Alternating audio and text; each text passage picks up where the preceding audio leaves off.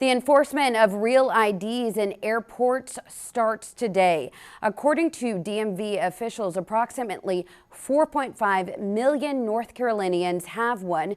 But what happens if you don't? ABC 45's Elizabeth Ramirez has more on what this means for travelers.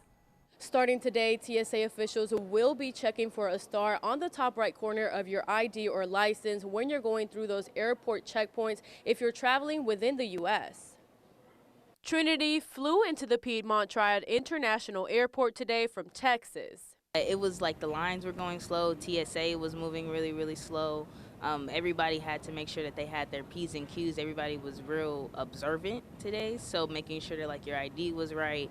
When you went up and you got to like check in to scan, they were like looking through like your ID. Although TSA felt a bit slower today, Trinity noticed that for people who did not have a real ID, it was just an extra long process for them to get through TSA. That's because the Department of Homeland Security announced that passengers who are flying domestically and present a state-issued identification that is not real ID compliant at the airport and don't have an alternative form of ID will go through extra screening measures. According to DHS, most travelers don't need to worry since 81% who take flights are real ID compliant. But here in North Carolina, just over half of eligible residents have their real ID, which is around 4.5 million.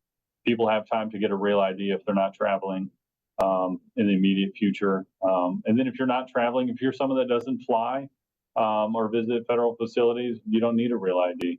Marty Homan with the North Carolina Department of Motor Vehicles says there has been an influx at local DMVs. Earlier today, ABC 45 crews saw this line in High Point, with many people saying they waited over 6 hours, while others preferred to skip the line. 50, 60 people here. I'm going to go fishing, I think.